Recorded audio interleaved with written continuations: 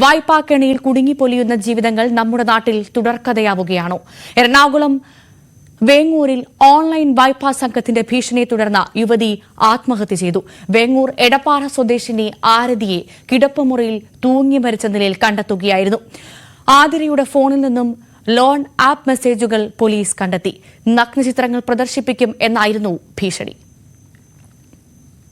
പെട്ടെന്നുള്ളൊരു മാനസിക വിദ്വേഷത്തിൽ ചേട്ടന്റെ ഫോണിലേക്ക് ഇതുപോലെ നഗ്നചിത്രങ്ങൾ മോർഫ് ചെയ്ത് അയക്കുക എന്നുള്ള രീതിയിൽ അയച്ചിട്ടുണ്ട്. അപ്പൊ അങ്ങനെയുള്ള കുറെ പ്രശ്നങ്ങൾ കാരണമാണ് ഇത് ചെയ്തതെന്നാണുള്ള നമ്മുടെ വിശ്വാസം. ബാങ്കിൽ കിടന്ന കുറച്ച് തുക ഉണ്ടായിരുന്നു. അതുകൂടാതെ കുറെ ആളുകളിൽ നിന്ന് ഇത് ചെയ്ത പൈസകളെല്ലാം ട്രാൻസ്ഫർ ചെയ്തിട്ടുണ്ട്. എത്രയാണെന്ന് നമുക്ക് കറക്റ്റായിട്ട് അറിയില്ല. ഇപ്പൊ എന്ന് പറഞ്ഞാൽ ഒരുപാട് പേര് പുറത്തു പറയാൻ മടിക്കുന്നുണ്ടാവും. എന്നിരുന്നാലും എത്രയാണെന്ന് അറിയില്ല. അപ്പൊ എല്ലാം നമുക്ക് ചെയ്യണമെന്ന് അറിയില്ല. എന്തായാലും ഇതെല്ലാവരും കണ്ടും ഇതുപോലെ ഒരു ഓൺലൈൻ തട്ടിപ്പിലാരും ബന്ധപ്പെടാതിരിക്കാൻ നമ്മൾ പരമാവധി ശ്രമിക്കുക. എല്ലാവരും ഇതൊരു അനുഭവം തന്നെ എല്ലാവർക്കും ഒരു പാടാവട്ടെ എന്ന് നമ്മൾ വിചാരിക്കുന്നു. നവമി ദിനേശ് ചേരുന്നുണ്ട് കൂടുതൽ വിവരങ്ങളുമായി. നവമി, ഇത്തരം സംഭവങ്ങൾ നമ്മുടെ നാട്ടിൽ ആവർത്തിച്ചുകൊണ്ടിരിക്കുകയാണ്. ഇത്തരം ദുരന്തങ്ങൾ ആവർത്തിച്ചിട്ട് പോലും പഠിക്കുന്നില്ല മലയാളികൾ എന്ന് ഈ സംഭവം, ഈ ദാരുണമായ സംഭവം, അങ്ങനെ തന്നെ പറയേണ്ട സാഹചര്യം, ഈ ദാരുണമായ സംഭവം വീണ്ടും നമ്മളെ ഓർമ്മിപ്പിക്കുകയാണ്. അത്രമാത്രം ഈ വായ്പാക്കെണിയിൽ, പ്രത്യേകിച്ചും ഓൺലൈൻ വായ്പാക്കെണിയിൽ കുടുങ്ങി പൊലിയുന്ന ജീവിതങ്ങൾ അങ്ങനെ കൂടുകയാണ് നമ്മുടെ നാട്ടിലല്ലേ? എന്താണ് സംഭവിക്കുന്നത് നവമി? 6 മാസം മുമ്പാണ് എറണാകുളം കടമക്കുടിയിൽ സമാനമായ രീതിയിൽ ഓൺലൈനിൽ ലോൺ എടുത്തതിന് ശേഷം പിന്നീട് നഗ്നചിത്രം പ്രചരിപ്പിച്ചതിനെ തുടർന്ന് ഒരു കുടുംബം തന്നെ ആത്മഹത്യ ചെയ്തത്.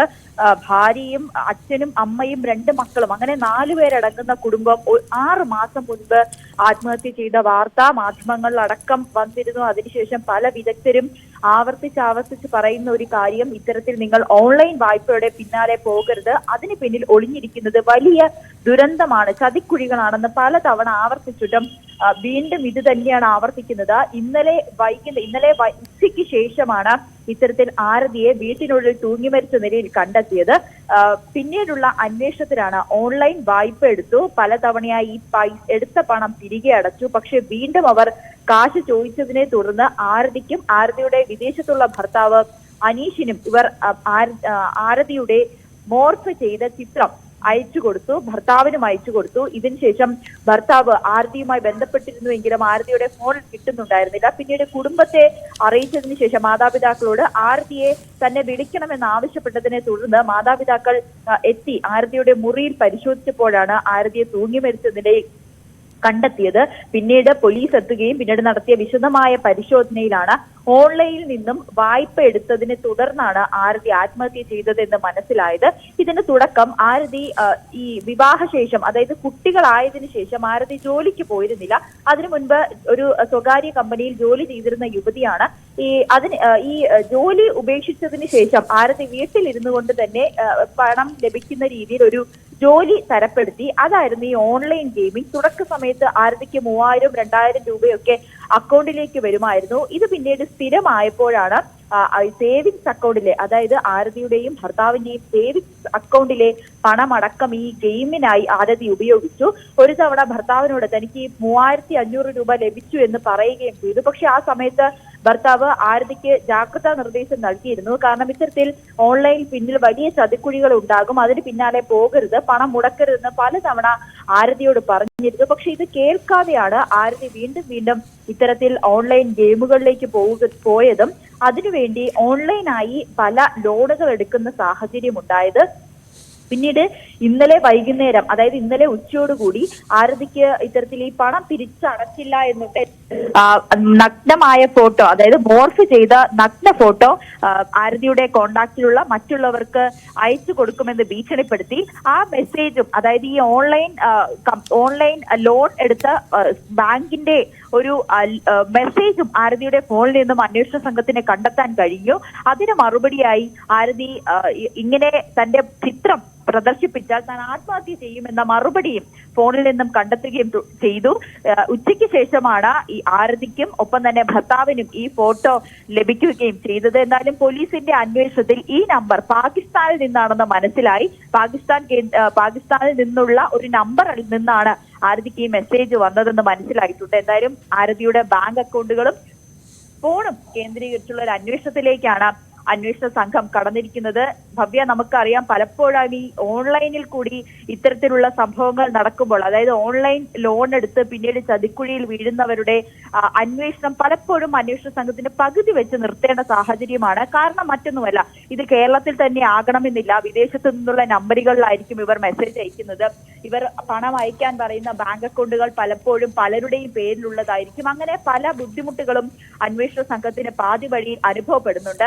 അതുകൊണ്ട് തന്നെയാണ് ഇവർ കൃത്യമായൊരു മുന്നറിയിപ്പ് നൽകുന്നതും. നിങ്ങളുടെ ഇങ്ങനെ ഓൺലൈനിലേക്ക് നിങ്ങൾ ബാങ്ക് വഴി കടമെടുക്കുന്നു, പിന്നീട് നമ്മളുടെ ഫോൺ അടക്കം ഇവർക്ക് ഹാക്ക് ചെയ്യുന്ന രീതിയിലേക്ക് നമ്മൾ ആക്സസ് കൊടുക്കുന്ന ഒരു സംഭവം ഉണ്ടാകും. അതുകൊണ്ട് ഇത്തരത്തിലേക്കുള്ള കാര്യങ്ങളിലേക്ക് പോകരുതെന്ന് പലപ്പോഴും നിർദ്ദേശം നൽകുന്നു എങ്കിൽ കൂടിയും ഇതൊക്കെ മറന്ന് പൈസ കിട്ടുന്നതിന് പിന്നാലെ പോകുമ്പോഴാണ് ഇത്തരത്തിൽ ഓരോ ചതിക്കുഴി ഉണ്ടാകുന്നത്. ഭവ്യ, നവമി പറഞ്ഞതുപോലെ തന്നെയാണ് ഇത്തരം സംഭവങ്ങൾ ആവർത്തിക്കുന്ന സാഹചര്യത്തിൽ പോലും ആളുകൾ വീണ്ടും ഇത്തരത്തിലുള്ള കെണികളിൽ ചെന്നുപെടുന്നു എന്നുള്ളതാണ്.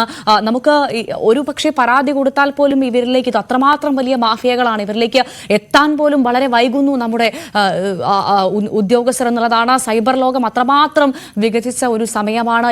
ഈ പ്രതികളിലേക്ക് എത്താൻ അത്രമാത്രം താമസമെടുക്കുന്ന സാഹചര്യമുണ്ട്.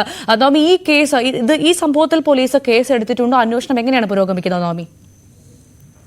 കുടുംബത്തിന്റെ പരാതിയിൽ പെരുമ്പാവൂർ പോലീസ് കേസെടുത്തിട്ടുണ്ട്. അതിന്റെ ഭാഗമായി ആരതിയുടെ ഫോണും ബാങ്ക് അക്കൗണ്ടുകളും പരിശോധിക്കുന്നതിന് വേണ്ടി ഫോറൻസിക് പരിശോധനയ്ക്കായി ഫോൺ അയച്ചിട്ടുണ്ട്. ഒപ്പം ബാങ്കുകൾ, ഈ ആരതിയുടെ സേവിങ്സ് അക്കൗണ്ട് ഉള്ള ബാങ്കുകൾ കേന്ദ്രീകരിച്ചുള്ള ഒരു അന്വേഷണത്തിലേക്കും പോലീസ് കടന്നിട്ടുണ്ട്. ഏതൊക്കെ അക്കൗണ്ടിൽ നിന്നാണ് ആരതിക്ക് പണം വന്നത്, ഏതൊക്കെ അക്കൗണ്ടിലേക്കാണ് ആരതി പണം നിക്ഷേപിച്ചത് എന്നടക്കമുള്ള കാര്യങ്ങളും അന്വേഷണ സംഘം പരിശോധിക്കുന്നുണ്ട്.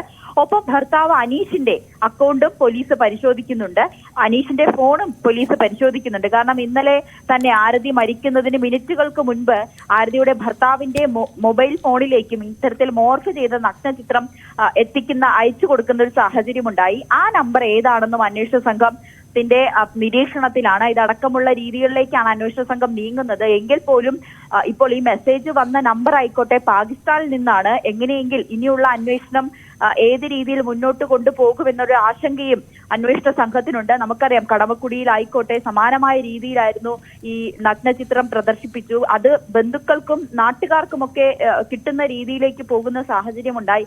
ഇതിനെ തുടർന്ന് അവിടെ ഒരു കുടുംബം തന്നെ ആത്മഹത്യ ചെയ്യുന്നു. ആ അന്വേഷണം പോലും എങ്ങും എത്താതെ നിൽക്കുന്ന സാഹചര്യം. അന്വേഷണ സംഘം പറയുന്നത് ഇത് കേരളത്തിൽ നിന്നല്ല, അല്ലെങ്കിൽ ഇന്ത്യയിൽ നിന്നല്ല, വിദേശത്തുള്ള നമ്പറിലാണ്. അതുകൊണ്ട് തന്നെ തങ്ങൾക്ക് അന്വേഷണവുമായി മുന്നോട്ട് പോകുന്നതിൽ ചില വെല്ലുവിളികൾ ഉണ്ട്. തീർച്ചയായും ഇത്തരത്തിലുള്ള ഓൺലൈൻ വായ്പാ തട്ടിപ്പ് ചതിക്കുഴികളിൽ ഇനിയെങ്കിലും ആളുകൾ വീഴാതിരിക്കുക. കാരണം അത്രമാത്രം വലിയ ചതിക്കുഴികളാണ് സൈബർ ലോകം ഒരുക്കി വെച്ചിരിക്കുന്നത്. വലിയ ദാരുണമായ സംഭവമാണ് ഇപ്പോൾ സംഭവിച്ചിരിക്കുന്നത്. വീണ്ടും ആവർത്തിച്ചു എന്ന് തന്നെ പറയണം. നവമി ദിനേശാണ് വിവരങ്ങൾ പങ്കുവച്ചത്.